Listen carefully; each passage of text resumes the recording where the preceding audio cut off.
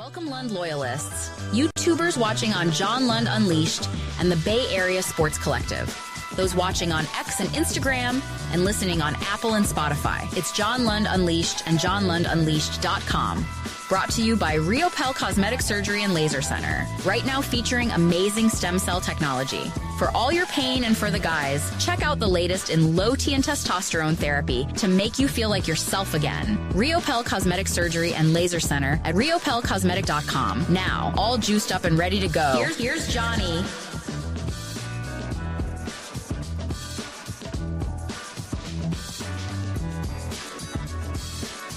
Yes, there you go. There's John Lynch. He speaks today, and we'll be down there, we're doing a bit of a short show today just because I've got to be down at 49ers HQ late this morning. John Lynch will speak at noon, select players, because I guess this is the first of the OTAs, but they're just gathering, shaking hands, kissing babies, getting information, not work on the field. And the question will be, will Brock be there? Will Kittle be there? I doubt it, but we'll see.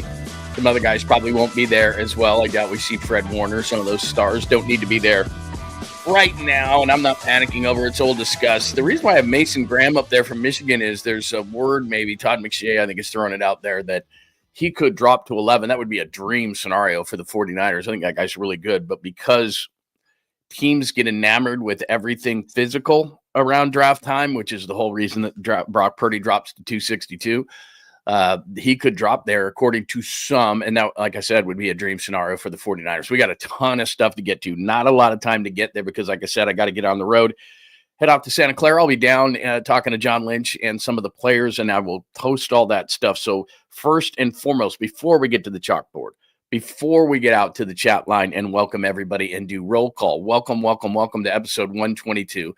You could be watching on YouTube, John Lund Unleashed, Bay Area Sports Collective. If you're watching on X, thank you very much, as I'm watching that room fill up at John Lund Radio. Also on Instagram. If you're watching on Instagram, welcome at John Lund Radio. Facebook as well, John Lund, my personal page, or John Lund Unleashed, LinkedIn as well. So any of those places, thank you for tuning in. We'll get a ton of stuff from 49ers HQ today. So here's what I would do if I were you. Please make sure you have those alerts on, because I will be posting shorts and a long version of John Lynch. So stay tuned for that. I don't know what players will be available, but there will be some. So I'll get that for you as well. So we'll have a ton of content from the 49ers. John Lynch speaks for the final time before the 2025 NFL Draft on Thursday from Green Bay, and we'll have coverage for that for you on that as well. So make sure that you have those alerts on today, that you are subscribed to John Lund Unleashed, that you are subscribed to Bay Area Sports Collective, both on YouTube. And then you can hang out on the chat as well. So great stuff today as I show you the show cover there. There's Brock, there's Mason Graham there. On the bottom is Hayden Birdsong. You know my love and affinity for Hayden Birdsong, so we'll get into that conversation as well. I also mentioned my good friends at 𝐟𝐸𝐵 Sports Medicine, as you can see right there. Check it out, and you can see right on the bottom there, stem cell treatment. That's what my wife is having done from 𝐟𝐸𝐵 Sports Medicine, and that's the place to go. She is feeling great. Shoulder is great. Elbow is great. Foot is great. Maybe you've had that blood spinning before, but it is all about that stem cell. Stem cell is going to make you feel a ton better, and I told you this. Bartolo Colon, he did it on him. He was one of the first doctors in California to do stem cell. So make sure that you check that out with Dr. 𝐟𝐸𝐵 and 𝐟𝐸𝐵 Sports Medicine. You are going to feel amazing. Just see Dr. 𝐟𝐸𝐵. He's in San Ramon. If you're in the East Bay, great. If you're not, I'm telling you, it's worth the drive. We've been clients with Dr. 𝐟𝐸𝐵 for years and years and years. Been feeling great with my wife. Has been doing it. I've been doing it. I've been doing the low T and testosterone, which I feel amazing, which I'm up for here shortly.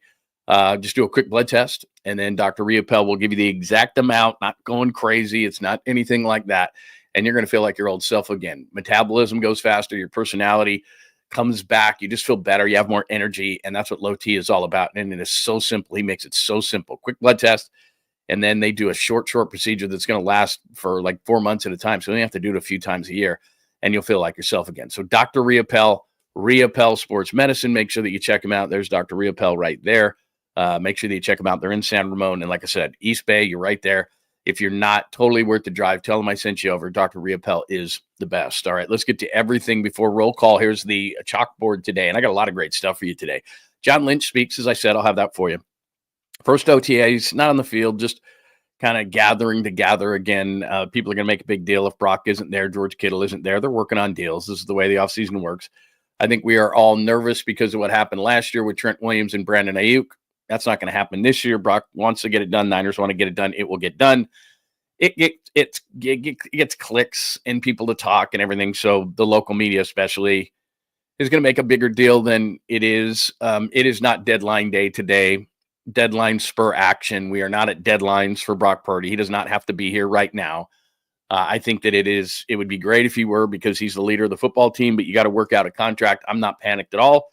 There are those who do this, and that's what they do. They make Niner fans panic. Those people today are going to make wild statements and stupid things, and that's okay. They'll get clicks, and that's what they do. But reality of the situation is it's not a big deal yet, and I'll emphasize yet, but it's not. No matter what you read, no matter what anybody says, it is not a big panic time yet. So we'll see what those guys do. I doubt they're going to be here today.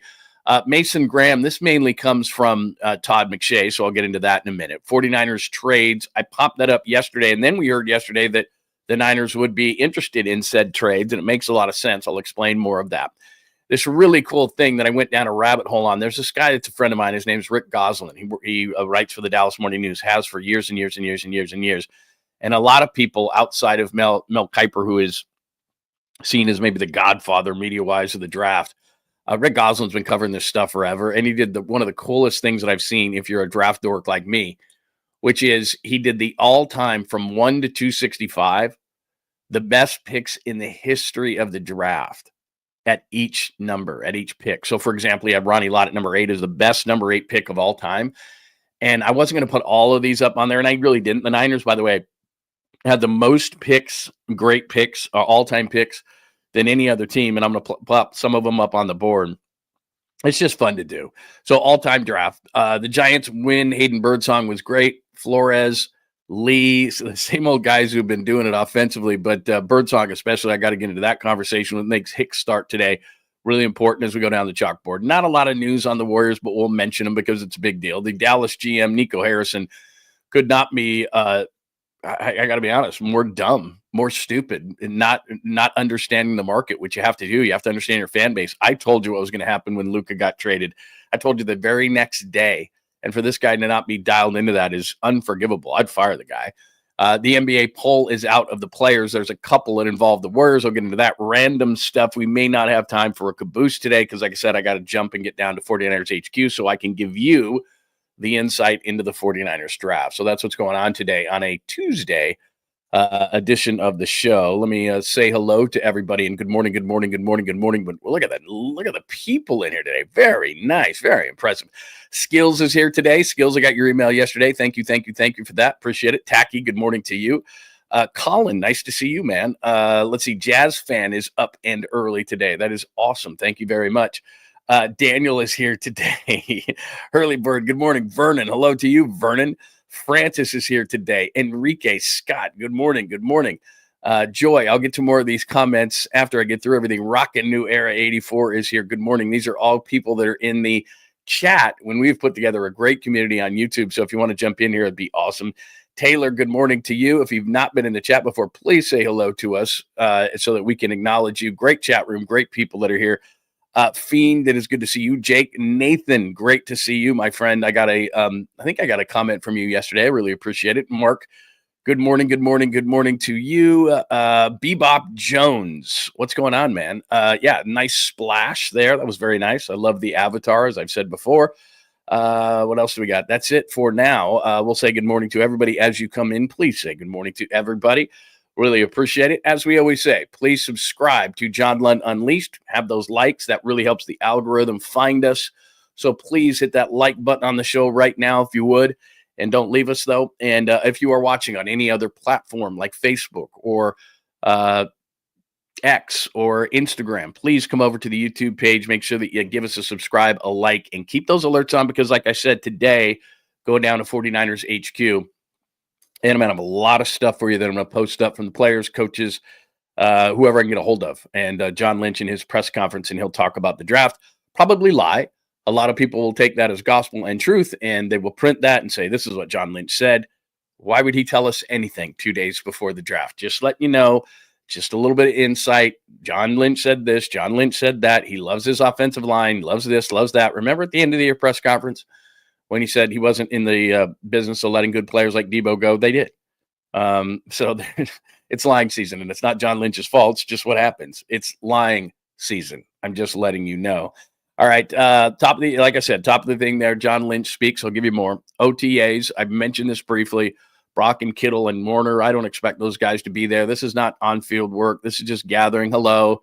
Here's a new playbook. This, that, the other. Good to see everybody. Blah, blah, blah, blah, blah. This is not the deadline for Brock Purdy to be there.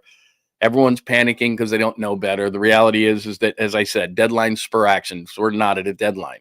So there's not going to be action. There's not a game till September. It'd be nice if he were in by the third version of OTAs. That would be really, really nice. And that's probably when he's going to be in. So I understand that is not conducive to the most clicks that I could possibly get. And what I should be doing is saying, oh my God, Brock's not in. Oh no, the season's over. It's just like 𝐬𝐽.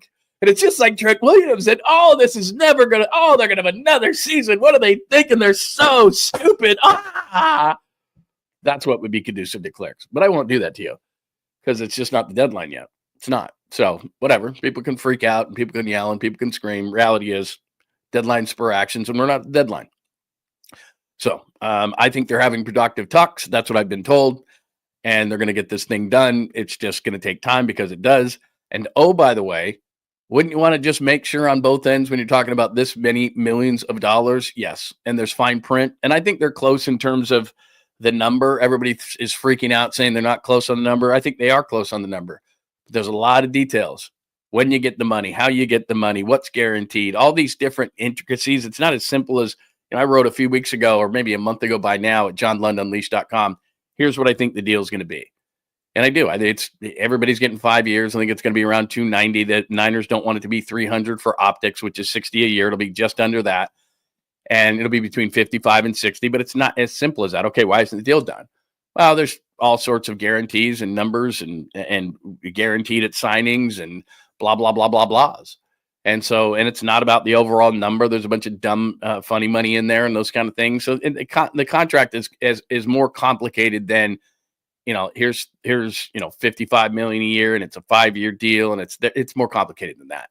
I mean, you're talking that kind of money when you're talking how it changes the franchise when you're the 49ers, even though Puka Nacua doesn't know what he's talking about. Every team has a quarterback that's winning Super Bowls that are making $50-60 million, that are making a ton of money. And the last time I checked, Patrick Mahomes is making a lot of money. Jalen Hurts just won the Super Bowl. He's making a lot of money. Teams make it work. That's why the 49ers had to pull back a little bit here. Is they've got to figure it out. And they've got to have a hell of a draft. And that's why I'm excited to go talk to John Lynch today. So that's what's going on. Kittle's deal, it sounds like they're not close. That's going to get done too. As far as the Mason Graham thing, let me see if I don't know if I put if I got a thing. It doesn't really matter here as far as Todd McShay is concerned. Graham to the 49ers. This is the reason I'm talking about this. Is Todd McShay. New show is here. Projecting the top 10 picks, how Mason Graham could fall to the 49ers, blah, blah, blah, blah, blah. The reason why I popped that up there, I don't go with every rumor, as you well know, that I see. But the way that the NFL draft works, the reason why teams hit on second, third, fourth rounders is what they stop doing is they stop looking at the combine as much and the watches and the physicality. And I'm not saying they ignore that because they don't. But what I mean is that to justify a first round pick a lot of times, and I know that this shouldn't happen, you have to look at it and you say, as a general manager, to defend yourself or cover your ass, CYA, God, we drafted that guy and he was an edge rusher and he was 6'5", 265 and he ran a 4.5 40 and he did this and he repped that and combine that with the tape and it was his fault. They get too much into cover their ass mode in the first round. And so what happens is they don't look as much. I know this is crazy, but they don't look as much at the tape and they don't look at football players. And they look at stopwatches and they look at the combine and they look at guys in shorts and they forget about the tape. Not always, but after the first round. And I don't know why this is a mentality. They draft football players. It's as simple as that. The first round, I tell you this all the time. It's a 50-50 shot in the first round. And then it just goes down from there. So the draft is not easy. It's really difficult. But what makes it more difficult in the first round is teams fall in love with physical freaks. And they overdraft those freaks and they don't look at the tape as much. And then after the first round, for some weird reason, they go back to here's a good football player. Mason Graham's a great football player from Michigan, but he doesn't blow you away from a physical standpoint. But if you put on the tape, he sheds blocks, he stays low, he's got great technique, he's a monster, he's a former wrestler. He's all these things that you want in a defensive tackle, but he's not going to, he's not Shamar Stewart, or he's not Michael Williams, or he's not, there's all these guys that are running 4.3s or 4.5s, or like he's the anti-Shamar Stewart. Stewart's a guy, and I'm going to pop him up on the screen really quickly just because, this is the guy. I love this guy. I mean, look at him. He's 6'4", 270 pounds. All right, 6'5", 270. It says 6'5", 267. He's 6'5", 270. And he runs a 4.59. You see that? And so you fall in love with that. And somebody's going to draft that guy. And he might be really, really good. But you see his production score at 64? He had like 3 sacks the last 3 seasons. His score as far as his athleticism is an 84. It's one of the top numbers. His production is one of the lower numbers. But someone's going to take him. And you know what? He might be great. He might be great. He's a physical freak, but he hasn't put it together on the field. The production has not been there, but he's a physical freak. And you look at him in the first round and you can't resist. He should be a second-round pick. That's when you take the risk. But somebody's going to take the risk. And hell, it might be the Niners at number 11. But they look at that physical freak and they say, 𝐼𝐶 can bring it at him. 6'5", 270. Can set an edge on the defensive side. Is an absolute terror. Could be. Rushing the passer. Has all the traits that you would need. Long arms. Fast. Look at that 158, 10-yard split. All these different things for Shamar Stewart. But the tape says he's just not getting to the quarterback by like a half a step. And what's going on? Well, the Niners or somebody along the line, 𝐼𝐶 or somebody's going to go, you know what? We can make that extra half step that he's not getting there. We can teach him to do it because he's a physical freak and we're going to take him. That's what happens in the first round.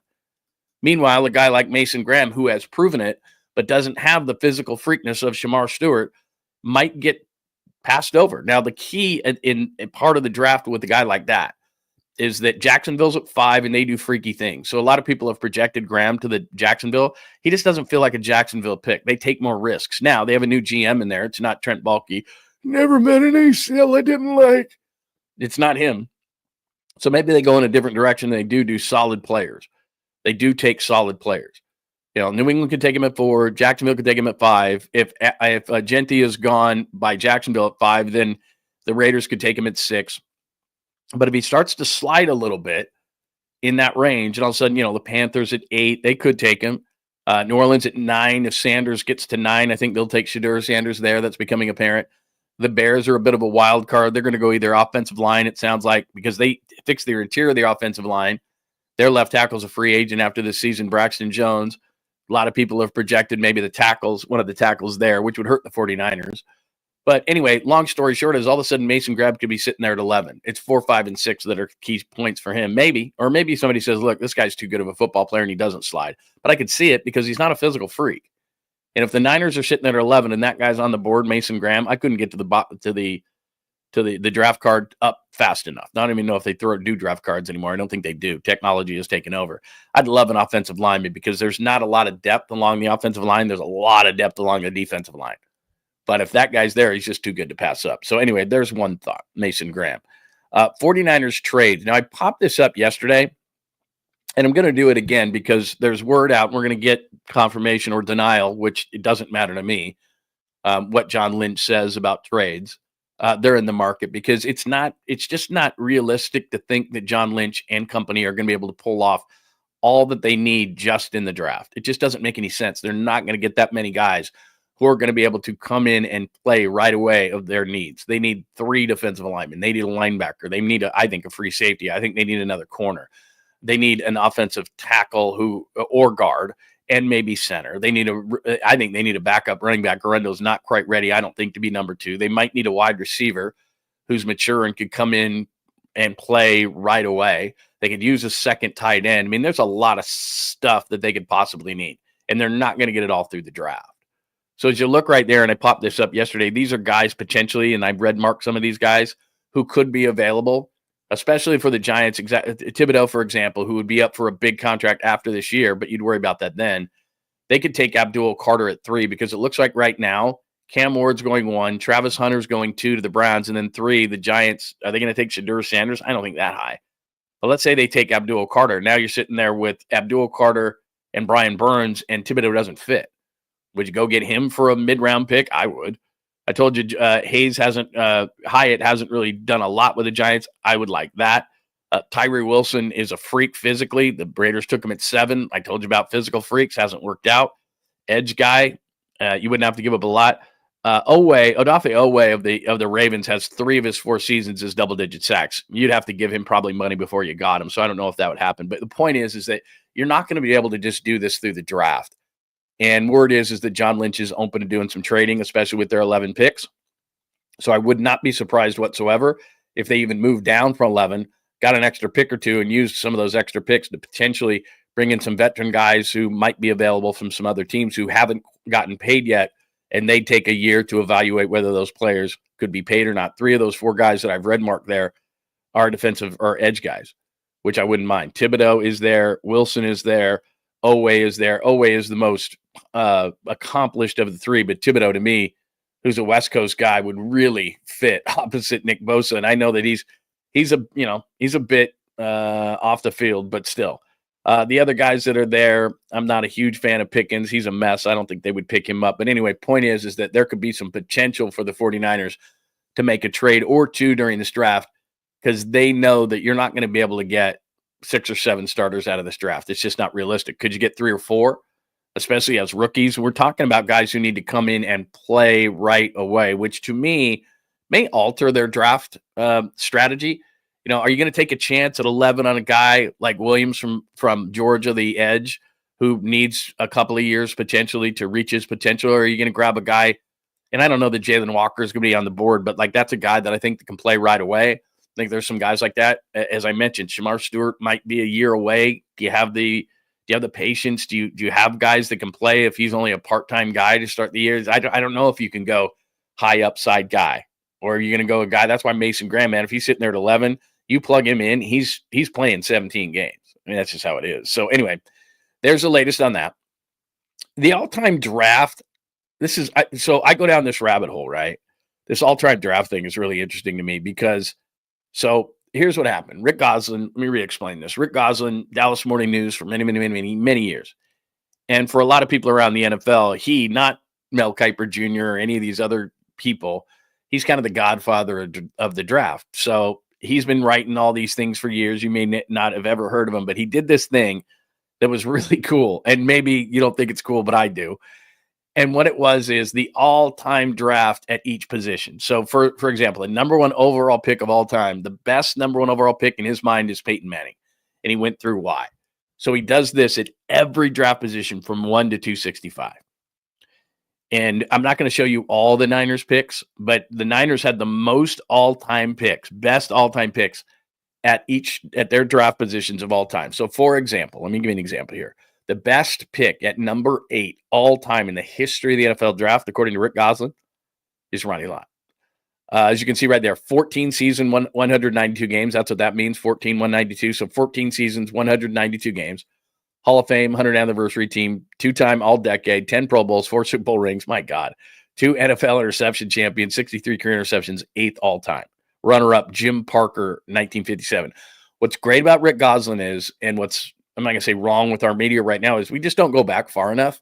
And I know you may not have ever heard of Jim Parker, but he goes through all of them. Our sports right now are Johnny-come-lately. Is this guy the best? Is that guy the best? Did we have sports before 1980? So it's really cool that he goes through all of them. So Ronnie Lott's the best 8 pick, for example. Jerry Rice is the best 16 pick. Yes, Troy Polamalu is the backup. So you can see that. Jerry, the best 16. Best pick at 49, Roger Craig. How about that? It's such a crime he's not in the Hall of Fame. It's such a freaking joke. 11, 165, 11 seasons, 165 games, all decade, 4 Pro Bowls, 3 Super Bowl rings, 85 receiving champion, first with 1,000, Pro Bowl, fullback, and halfback, Deshaun Jackson, the backup. Not a lot of greats at 49. Deshaun Jackson's okay. Best pick, this is an awesome pick. Best 60 at 65 overall. Look at that. 16 season, 241 games, 5 Pro Bowls, 06 rushing champ, 16,000 career yards. The runner-up is Carlton Williamson in 81. Dwight Hicks in the Hot Licks. And they took Lott and Williamson in the same draft, and Eric Wright. So, I mean, just an amazing draft there. But there you go. Carlton Williamson is the backup, but Frank Gore's the best 65. You get the idea here. I'm sorry, I couldn't help it. I didn't do all of them, but just a lot of key ones. JT, John Taylor, best overall 76th pick, 347, blah, blah, blah. Fred Young was a Seahawks linebacker. He's the backup. I always have to tell the John Taylor story. So we were doing pregame. You may have heard the story, you may not have. We're doing pregame, pre-post game, and pregame, they would always bring in the captain, the honorary captain for that day. And John Taylor this is like 2 years ago. So John Taylor was 57 years old. He comes walking into our tiny little studio there at Levi's Stadium downstairs at the bottom.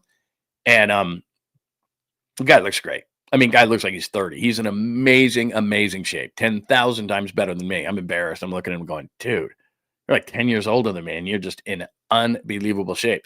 So then after we do the interview, we go to break, and we usually go out in the hallway there. There's a little hallway. It's a kind of a landing area, but a little hallway, but it's not big. And we talk to him a little bit. We take a couple of pictures and that we post and everything like that. So we're talking to John, and he's got his family there. Most of the guys, they bring their family and stuff, and they watch the interview, and then they walk out. We're all talking together. And I say to John Taylor, I said, somebody told me you can do a standing backflip. And I didn't mention his age, but I was thinking to myself, at age 57, you can do a standing backflip. And John just, without it hardly even getting out of my mouth, and we're just standing there, and there's this landing area, then there's a hallway. So it's not a lot of space here. And there's a lot of people around, and his family's over here, and there's me and Dennis Brown and Krug and all that kind of stuff. All of a sudden, man, John Taylor, with the words barely out of my mouth, does a backflip, standing backflip. Like, you see like Tyreek Hill or something, or a guy will do after a victory, like they're in victory formation, and a guy will do a backflip behind the play.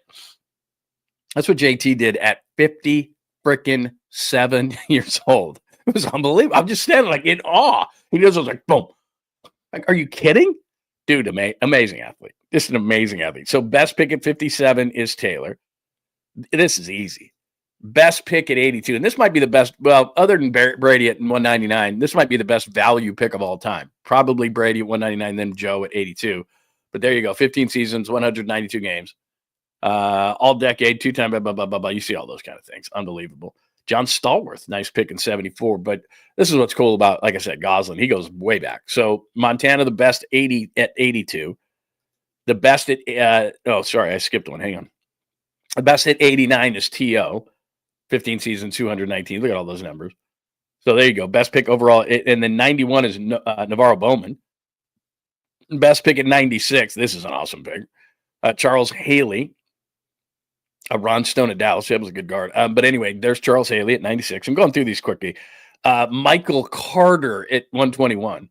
Like, what's amazing about this is, now there's the Bowmans and there's all that kind of stuff, but a lot of these picks by the Niners that are being recognized as the best pick ever at their position is the group that won a bunch of Super Bowls. I mean, think of the drafting that the Niners did back in the day, with Joe Montana and you got T.O. in there and Jerry and Ronnie. And I mean, they did this all within like a 20-year period that was unbelievable, maybe 15-year period. Look at that, baby. Dwight Clark, best 249 of all time. And look at the backup. Look at the number 2, Linville Elliott, another Niner. So there you go. 9 seasons, 134 games. Dwight Clark, best 249. And get this. Here's what, because I went to 262 and I'm thinking it's got to be Brock Purdy, right? Best 262 has got to be Brock Purdy. Now, Rick Gosselin did 1 to 265, right? Nope. It's going to be someday, I think. But Jeff Van Note, Atlanta in 1969, 18 seasons, 246 games. I remember the end of his career is like all gray, and he's playing center. 6 Pro Bowls, Ring of Honor, blah, blah, blah. George Martin was an defensive end with the Giants. He was number 2. I think when all is said and done, I think that's going to be Brock Purdy's number at 262. He'll be the best. But it's hard to argue right now. Dude played 18 years with 6 Pro Bowls. You're going to have to wait, Brock, but you'll be number 1 at 262 at some point. But anyway, I just thought it was a really cool exercise. You might think it's dorky, but Rick Gosselin puts in the time and goes pick 1 to 265 and everything in between. And he went to the best picks of all time. And Rick Gosselin's been doing this a long time. And it's not like he went, best pick after 1980. I mean, dude, he went back and got the best one. So it's a really cool exercise. All you got to do is Google it, Rick Gosselin, best NFL draft picks of all time, and it'll pop up for you. It's really cool. But I showed you the majority of the 49ers. They had the most. And like I said, over most of them over a certain period of time, and you wonder why they won so many Super Bowls, because I'm looking at it. I mean, these guys were all on the same team. Dwight Clark, in this era, Dwight Clark, Michael Carter, Charles Haley, Terrell Owens, Joe, John Taylor, I mean, my God, man. Roger Craig, Jerry Rice, Ronnie Lott. I mean, they were the best ever picked at that spot. Best ever. Unbelievable. So anyway, really cool exercise. I liked it. You may think it's dorky, but that's where we are on the chalkboard. All-time draft. So episode 122, John Lynch will speak today. I will be down there, and I'll give you all the video and all the different stuff. So make sure that you are. In fact, let me plug my phone in. I'm going to need my phone and my iPad today. Very important. I'm at 79%, so I got to make sure that I have that baby working. I'll be down with John Lynch. Certain players will be available as well, so I'll have that for you, and I'll post those things. First OTAs, Brock, Kittle, all those kind of things. They're just gathering, shaking hands, and all that kind of stuff, so I'm not worried about it, and I doubt that they're going to be there. Mason Graham, Todd McShay says he could drop, and I thought to myself, you know what? Given just the love for the physical part of the game in the first round, and teams fall in love with guys and their physical nature, then they start drafting actual football players after the first round. I could see maybe Mason Graham dropping, and the Niners should absolutely grab him if he does. 49ers trades, I told you, it's not all going to be done through the draft, so they're going to have to do some trades, and there are some intriguing names, especially edge guys for the 49ers, and it would not shock me in the slightest if Thibodeau or one of those other names were a Niner, because I'll tell you this right now, if Abdul Carter is the pick at 3 for the Giants, and 1-2 looks like it's going to be Ward and then Hunter, and then there you go. If you're the Giants, maybe they love Shedeur Sanders and just not talking about it. But if it goes to chalk, then Abdul Carter becomes a Giant, and they've already got Brian Burns, so that means Thibodeau is going to be available. And if they'd give him up for like a 4th rounder or something, now I know they'd have to pay him eventually, but they didn't have to pay him this year. I'd do that in a heartbeat. And there's my edge guy. And now I can focus on interior defensive linemen and offensive linemen. And I know this guy can play, because you're not getting the 7 or 8 starters you need straight out of the draft. They got to make some moves. And I think they will. And we'll talk to John Lynch about that today. All-time draft. I just went through that with you. All right. As far as the Giants are concerned, we're going to do tons more about the 49ers, like I said. But as far as the Giants are concerned, nice win over the Brewers. I think I call this a big series. I know it's early in the year, but the Brewers are the type of team that are going to stay in this race no matter who they lose every single year. They can lose guys like Corbin Burns and Willie Adames, and it just seems like, and they're still going to stay in things. That's just what the Brewers do. So nice win over the Brewers. Here is Robbie Ray postgame. He was solid. He wasn't great, but he wasn't walking guys all over the park either. Here's Robbie Ray after the game assessing his start. Good. I felt like my fastball was really good tonight. I think that was the main focus coming into this, is just establishing the fastball. Threw some really good changeups, sliders coming around. I feel like I'm right there. Today was probably about as close as I felt to 21 in a while. So definitely some positives today. That's great news because, the thing about a guy like Robbie Ray, he's not going to bullshit you after a game. He's not going to say I pitched well if I didn't. He pitched okay. I mean, the final numbers, he goes 5 innings, and he pitched okay.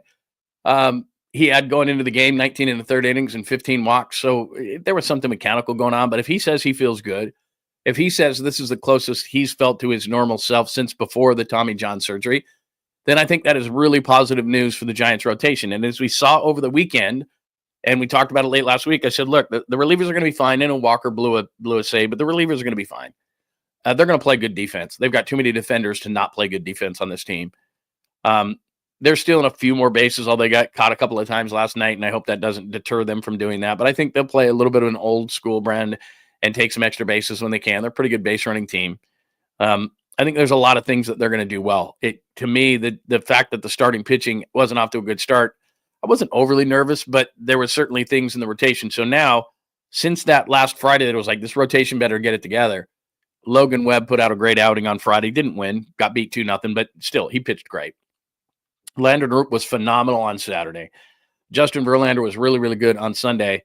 And now Robbie Ray is feeling great on Monday. Now, I think he can pitch better, but he says, as a veteran, and he's not going to sit there and lie, it's not lying season for Robbie Ray, as it is for the NFL draft and John Lynch today, but Robbie Ray felt good. So I'm like, okay, that's good enough for me, and that's another spot in the rotation that you're starting to feel good about. Now, having said that, even though Wilmer Flores hit another home run, even though Jung-Hoo Lee was great again, even though they got great contributions from the offense, or at least good enough, this was the story of the game. Mr. Birdsong, Hayden Birdsong, who came in after Robbie Ray. Take a look. Got him. Comes back again, and that just died. Got him.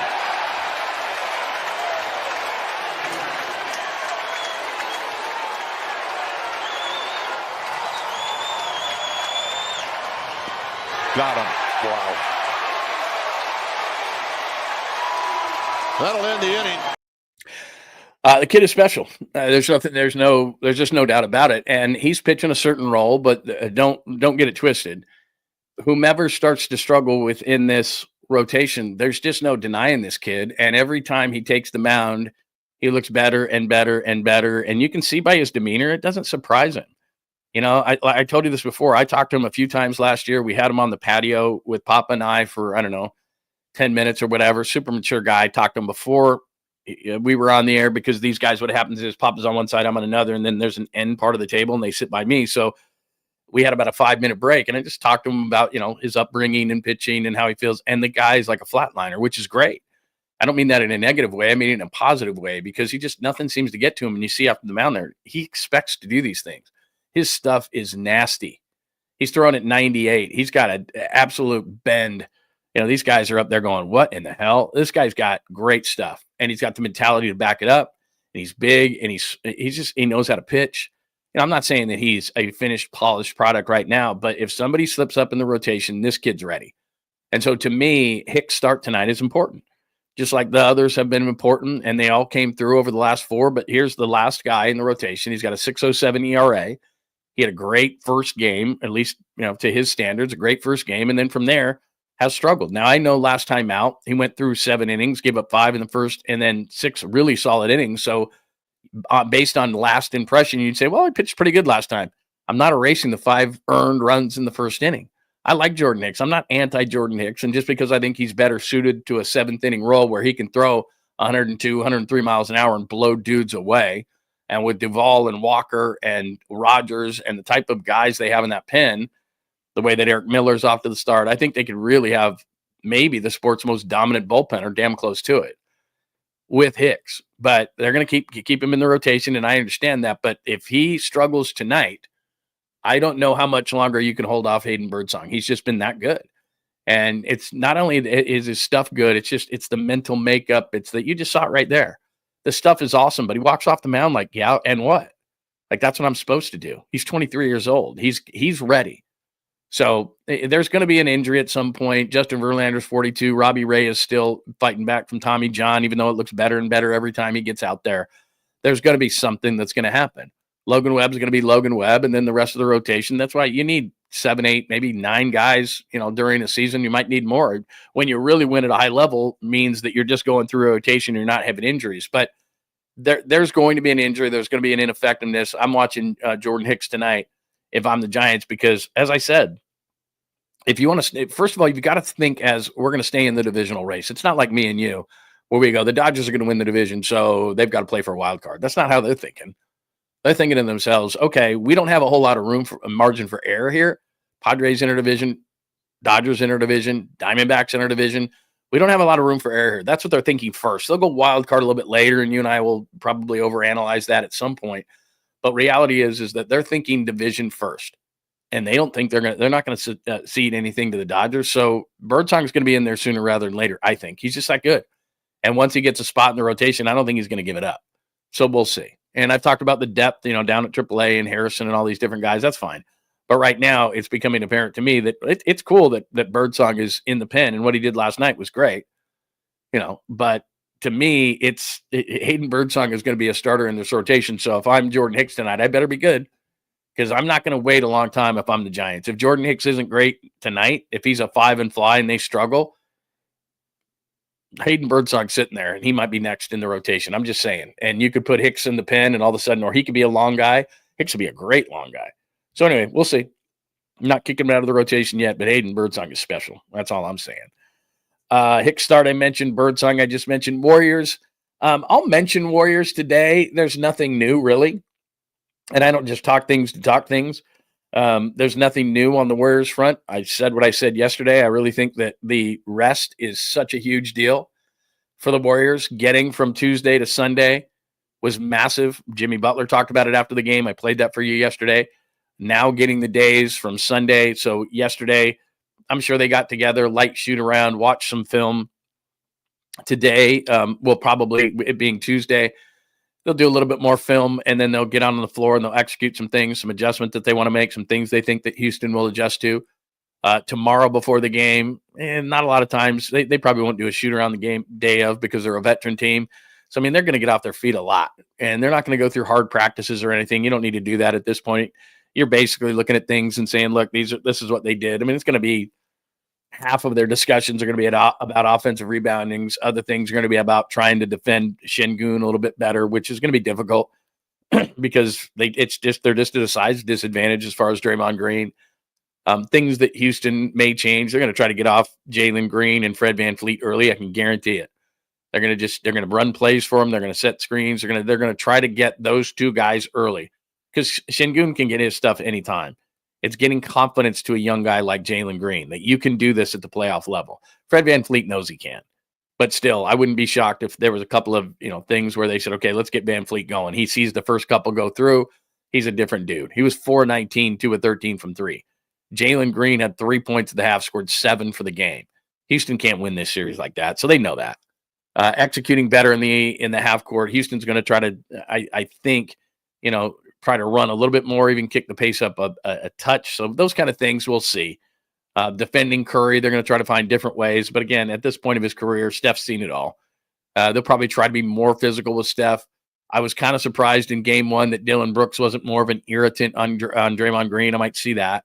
Stuff like that. But, that's what the Warriors are working on. But the big key to me is they got from Tuesday to Sunday. They get from Sunday to Wednesday.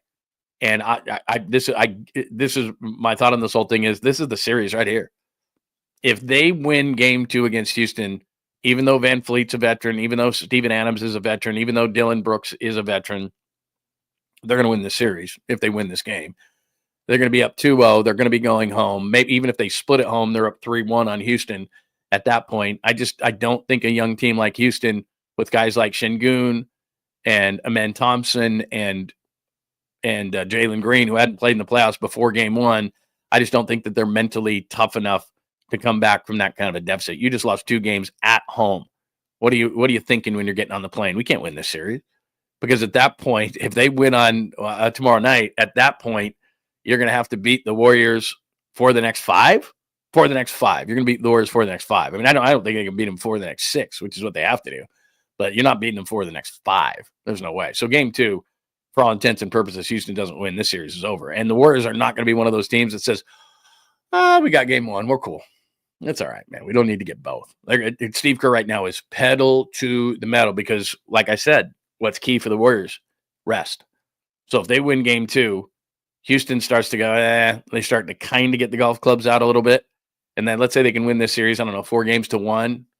All of a sudden now the Lakers and the T-Wolves, I think that's a 7-game series. And I don't think the Lakers are out of it. I'm looking at these polls and everybody are like, the odds now are that I was looking at the odds. I should have brought this on the show today. I was looking at the new odds that came out yesterday from Vegas. The Timberwolves now are favored to win that series. I wouldn't go that far. But the Timberwolves are favored to win that series. Right now, the Warriors are favored to win this series at about a 75% clip. Oh, I think it's 75.3%. Again, I'm not falling into a trap that the Warriors are absolutely going to win this series. It's going to be a fight. I think it's going to be a fight. I think Houston probably wins game 2. It's going to be a fight. It's going to be physical. I think the Warriors win the series in 6, but if they could get it done in 5 and get some rest before they took on the winner of the Lakers and the T-Wolves, massive, just massive to get these guys off their feet at their age. So it's huge. The Dallas GM, Nico Harrison. All right, so you and I have talked about this before. I told you this. I worked in Dallas, and high school football, where I lived, it was a place called South Lake Carroll High School, which is what De La Salle is kind of the equivalent. It's everything. All the former Cowboy Stars kids went there. They have a 60,000-seat stadium. It's unbelievable. So I lived in a place called Grapevine, which is on the border of South Lake. South Lake, Grapevine are border each other. So on Friday night, all the people are watching a football game. And so my wife and I, we could go anywhere we wanted in Dallas on a Friday night at about 7 o'clock. I'm not kidding you. It was empty. And we weren't from there, so it was awesome. And then at about 9:30, everything's packed, and we were out of there by then. It's just all about football. So Friday night is high school football everywhere. Saturday is about, Texas, Texas A&M, TCU, like Oklahoma, Oklahoma State, like everything is college football on Saturday, everything. And then the Cowboys and obviously the NFL. Texas is all about football. Dallas is all about football. Metroplex is what they call it, just all about football. If the Mavericks are going to make any kind of a dent in any of it, and it's a small dent, even with Mark Cuban, even with the success that they've had, even when we won an NBA championship, I was there. I was the program director of ESPN 103.3 in Dallas when the We Believe Warriors beat the Mavericks, who had won 67 games, and Don Nelson had the great plan and all those kind of things. I was on the other side of that and saw it. And so that's why Mark Cuban ran into our studio. I've told you that when he came back from, that loss and all that kind of stuff, and they got sweat, and he came running into the studio, and, because he knew that was his chance to get on the map a little bit with Dallas area sports fans, because it's all about football. So with that as the backdrop, I told you right when that trade got made for Luka Doncic, before any of this came out, I said it was a massively stupid trade, not only from a standpoint of this guy's a building block for 10 years, Luka Doncic, and you just gave him to the Lakers, but I said the reaction in Dallas is going to be unbelievable. And the reason I know that is because when I was there, Dirk Nowitzki was beloved by Texas and Dallas sports fans, but he was the reason why. And Mark Cuban was part of it, and they had some good players around him, but they just loved Dirk, and he drew people to games. And so I saw Doncic as the same kind of player. So when they traded him, I went, I'm sorry, Anthony Davis is not going to fill that void, and it's going to be all football, and they are going to be pissed. I told you the next day, having lived there, I'm telling you, this is going to be terrible for them to lose Luka. They're going to go bonkers there. They're going to go bananas. You have to have a star player, that kind of a guy. They really related to him. I knew it because I have a lot of people that I know that still work there. And then the GM yesterday at his final press conference, this is what he said about the Luka Doncic trade. He said he had no idea that he was so beloved. I did know that Luka was important to the fan base. I didn't quite know it to what level, but really. Okay, let me stop it right there. I'd fire him on the spot. Now the Adelsons who are out of Las Vegas, they don't know either. They're not Mark Cuban, and they should have asked Mark Cuban about it. Did not. Mark Cuban claims that he was as surprised as anybody, and he has no reason to lie about this whole thing.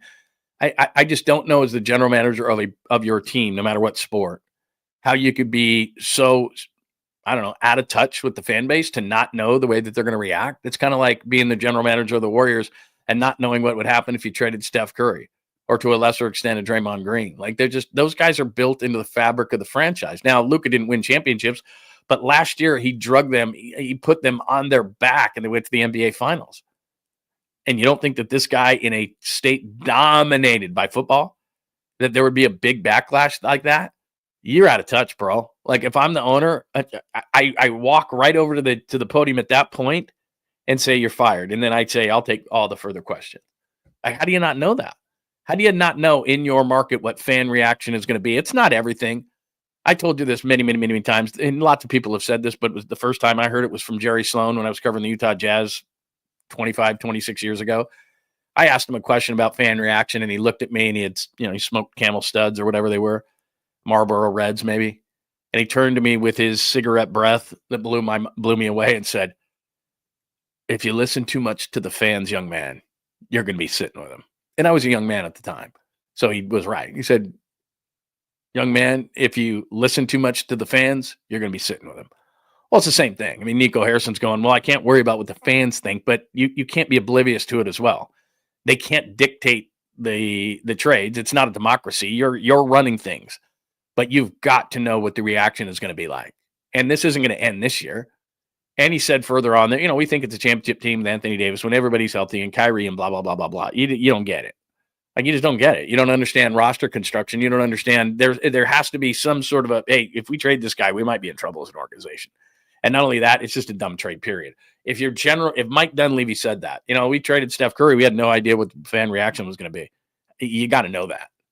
And I'd fire the guy on the spot. I mean, I think it's one of the dumbest things I've ever heard in my life, that you didn't know what the fan reaction was going to be. Wow. That is crazy. NBA poll. Let me pop this up for you. What time do we got? Because I got to jump out of here pretty soon. NBA poll. These are really interesting to me because these are players. These are the players. And Tolbert has told me this many, many times, Bay Area Sports Collective, Tom Tolbert show, Tolbert's told me this many times. When it comes to all-star voting and the such, players don't generally care. So I don't know how much effort they put into these. I don't know how many players they talk to, but it's the NBA players poll that the Athletic puts out every single year. So this is interesting. I'm only going to be a couple that are related to the Warriors. So who is the league's most overrated player?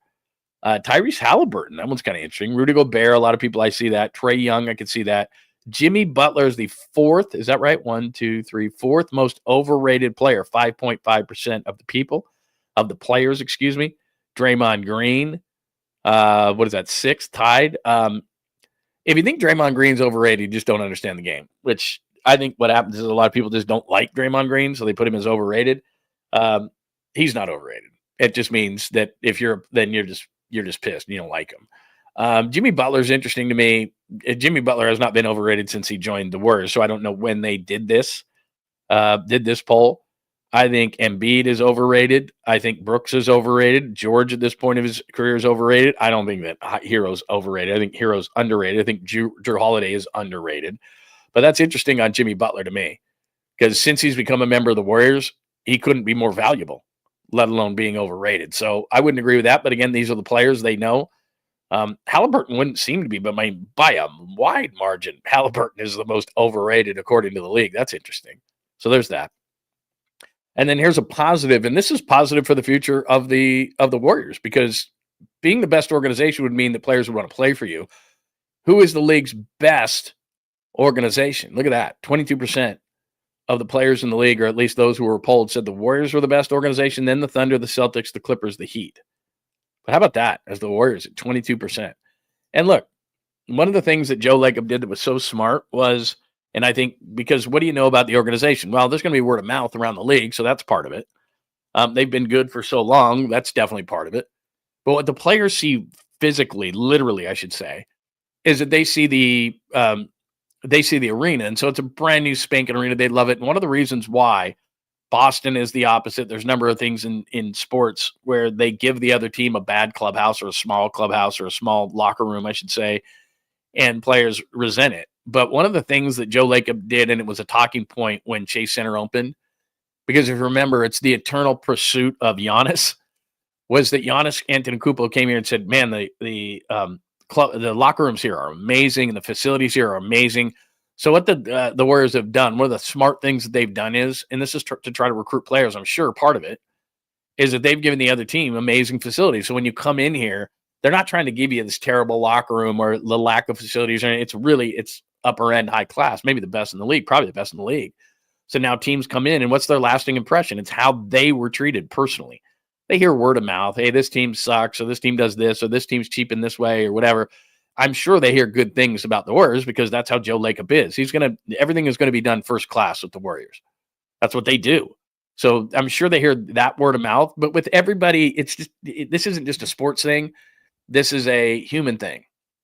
And you're going to use your experience as how you're going to react to something. And the Warriors treat the opposition well. And the facilities are great. And they did that on purpose. They gave the other team a great locker room and great facilities and everything like that, because they know, hey, if we're going to recruit you someday, if we're treating you, the opposition who we want to beat like that, how do you think we're treating our own players? So part of that is word of mouth. Part of that is, and the majority of it, I think, is what they see personally, because that's what sticks in your head. Like, that's great that they treat Steph Curry well. Of course they do. Or Draymond Green, or all these guys winning championships for him. Yeah, I get it. But now you look at it and it's like, oh, look at this. Look at the way that they treat us, let alone their own players. So you could see that. So that's a big thing. The way that the Warriors are perceived. And again, it's 137 votes, 137 players. So, if another 137 were cast, would it be different? Probably not. I mean, that's a good sample size. So that's good for the Warriors. So that's the NBA poll. All right, I haven't been out in the comments line in quite a while. Do I have anything else video-wise that I need to show you? I don't think so today. Showed you Birdsong, showed you Robbie Ray, showed you Nico Harrison today. Let me make sure that I don't have anything before I get out that I forgot about. I gave you the Schefter rumblings. I gave you this is the other thing. I did mention this. Let me just go back to the Niners for a second. Matt Barrows. The first inflection point in Brock Purdy's contract, let's call it a situation from now, is tomorrow. That is today. So anyway, who blinks? I'm not worried about it. We can continue to talk about that, but I'm not worried about it. Not yet. Could I be at some point? Yeah, absolutely. Not yet, though. All All right. What does everybody think? We've gone through a lot today, but like I said, I got to get jumping to go down to 49ers HQ today. So I just want to make sure, as we've gone over a lot with the 49ers, draft is 54 hours away, something like that. And again, make sure you tune in. Wednesday, make sure you tune in. Not only will I have the show for you tomorrow, but remember, we do all Warriors postgame shows. So we'll do today's show, and then I'll put a bunch of stuff up both on YouTube and at JohnLundUnleashed.com plus X. So what I'll do on JohnLundUnleashed.com in the next couple of days, let me explain that before I hit up to the chat line. So tomorrow I'll have it's kind of a mock, but kind of not, where I'll give you a few players at each position that I like, or each draft point for the 49ers. So I'm going to write that. I'm in the midst of writing that. And then what I'll do is I'll also post at JohnLundUnleashed.com a video of John Lynch, and I'll explain each answer at JohnLundUnleashed.com. So I'll do that, and we'll release that and put a video with it. So keep your alerts on at John Lund Unleashed on YouTube for that one. So we got a lot of stuff coming up, just to let you know. And then tomorrow's show, then tomorrow night, we'll do a post-game show for the Warriors and Rockets game number 2. So as always, a lot of stuff going on right now. What are people saying? Anything on your mind in regards to? I went through Niners draft, went through the Giants win, Love and Bird song, Hicks start tonight's big, Warriors, Dallas GM is dumb in the NBA poll. So that's what we've done today. Just so you know. Let's see here. Oh, did I miss a super? Oh, I got a couple of supers here. Sorry, my bad. Pine Needle says Purdy is there. Read the chat. He's participating. Oh, okay. Good deal. Thank you very much for that. I wasn't reading the chat, so you guys are on it. Purdy is there. Good morning. Will the grill be set for Friday? You know what, Fuji? Yes. And I apologize, and I owe you one. I told you I would have the grill cam up, and I was running around on Friday, and I didn't have time. So the camera, I'm pointing here. You don't know. It's to this corner here, and then it goes into the 3 grills that I have. I have a flat top. I have a smoker and a toker, and I have the just regular grill to like throw burgers on. So I will have the cam, and we will have probably, like I said, burgers for Friday's game for the bottom of the pint on Friday. So I will do that because I told you I would have it last time, and then I didn't. Let me check this Brock thing. Not that I don't believe you, I do. I just want to see what the deal is here. That's very Brockish, by the way. Which, here's what that tells you. Let me just give you a little insight here. And you probably know this, and you guys in the chat are probably saying this, but what it tells you is, in opposite of all these other people who are saying, oh my God, we got to panic about Brock. If he wasn't close, he wouldn't be here. Wasn't close, he wouldn't be here. So that's what I think. Everybody's doing suggestions here. Brock Purdy present, but George Kittle is no-show as off-season workouts begin. Okay, there you go. What that tells you is very, very simple, that Brock Purdy's deal, I believe, that means he's getting closer to a deal. And I don't think if they, let me see it pop it right here. If they didn't believe that Brock's deal was close on either side, Brock would not participate, because if you're his agent, you'd be like, we don't want him to get hurt. But again, there's not a lot of work on the field. It's just they're getting together, they're shaking hands, they're kissing babies. So it does make sense that he would be there. George Kittle doesn't have to be here. He's in Nashville. He's got the barn. He's lifting weights. He's working out. You're seeing him at Predator games. George Kittle's fine. He's a veteran. I'm not worried about it. It's going to get done. Everyone's going to panic, but it's fine. Yeah, okay. So about 20 minutes ago, everybody posted all this kind of stuff. Brock Purdy did show up. See, here's Diana Rossini. I already told you this, but with Brock Purdy showing up, start of OTAs between San Francisco and its QB are in a good place. So there you go. They're moving in a positive direction. I already told you that. By him going there, that's what that means.